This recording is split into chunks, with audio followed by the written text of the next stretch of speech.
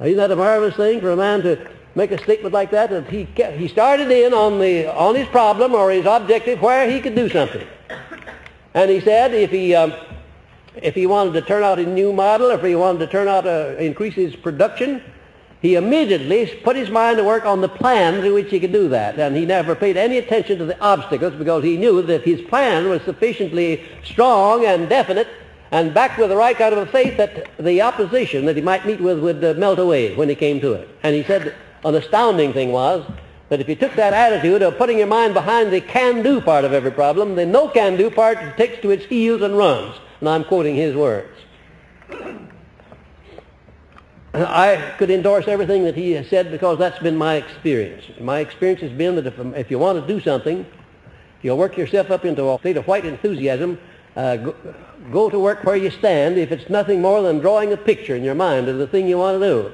And keep drawing that picture and making it more vivid all the time. That insofar as you make use of the tools that are available to you now to move with, will other and better tools be put in your hands. That's one of the strange things of life, but that's the way it works.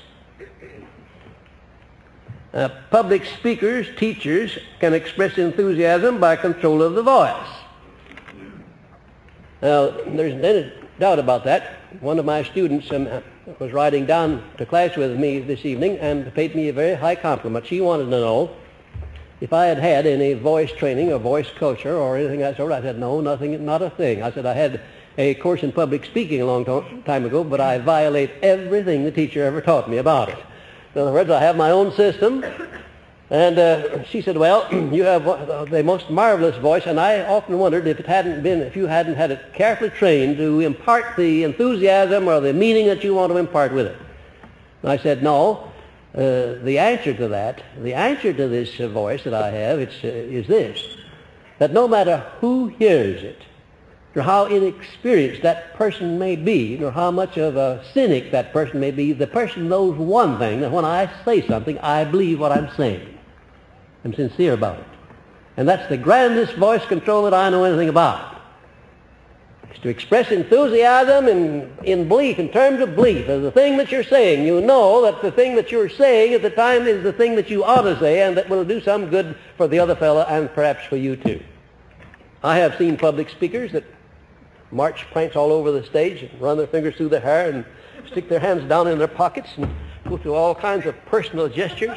All that does to me is it distracts my attention when the speaker does that.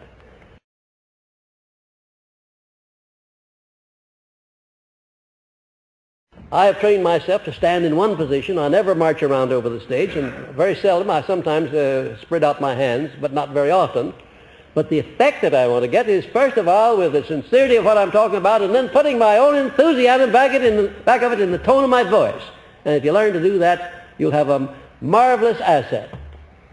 And then one must feel enthusiasm before being able to express it. I don't see how in the name of heavens anybody could express enthusiasm when his heart was breaking or he was in distress or is in trouble of some sort that he couldn't throw off.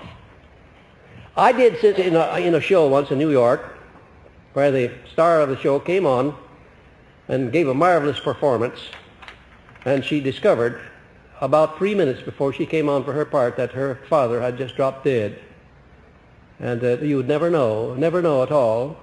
She gave the performance as perfectly as I could imagine it could be given. Not the slightest indication in the world that anything had happened. She'd trained herself to be an actress once and always, no matter what the circumstances. And if she hadn't trained herself to do that, she wouldn't have been an actress. An actor who can't fall into the skeleton shape of his character that he's trying to portray and feel like that character ought to feel will not be an actor.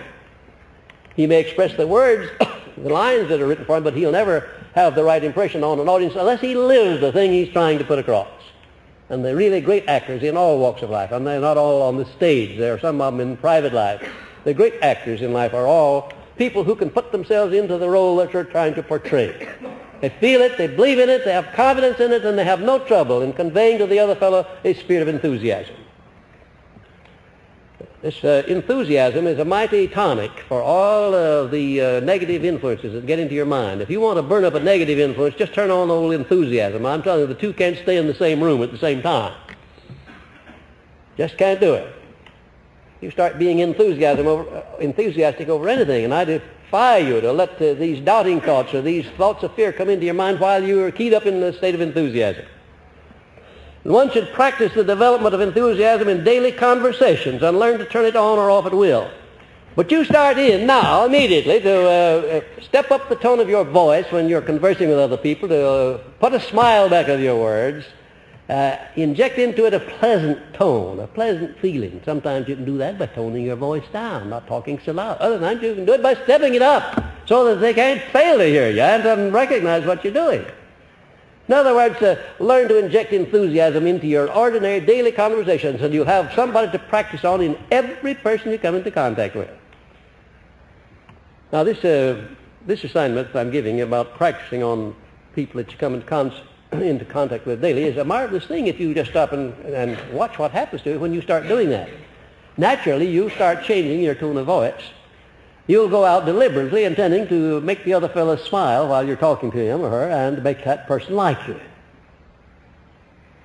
It'd be no good to put enthusiasm into telling another fellow what you think about him if you don't think something pleasant. Because the more enthusiastic you are, the less he'll like you. When you start telling another person what you think of him for his own good, well, believe you me, you better be smiling. Nobody wants anybody to reprimand him or to overhaul him or to tell him something for his own good, because he knows very well that there's a selfish motive in it somewhere along the line, or he thinks so at least. Speech in monotones is always monotonous and boresome. I don't care who it is that's speaking. If you're not able to get variety and color and rise and fall in the inflection in your voice, you're going to be monotonous, no matter what you're saying or to whom you're saying it.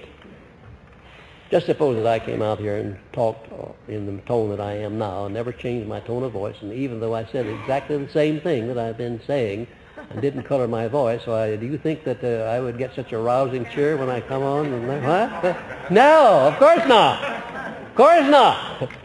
I can come out here and keep you from going to sleep. How? By rousing you with a question that you weren't prepared for and then letting you answer it.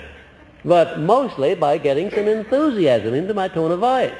Raising my voice, letting it back down again, keeping you jumping and guessing as to what I'm going to say next.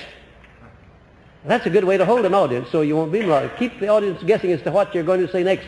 If you talk in monotones and put no enthusiasm into what you're saying, the listener will be way ahead of you. He knows what you're going to say long before you say it. And whatever it is, he doesn't want to hear it in the first place. Enthusiasm, it's a marvelous thing. And the beautiful part about enthusiasm is you can turn it on and off yourself. You don't need to ask anybody about it.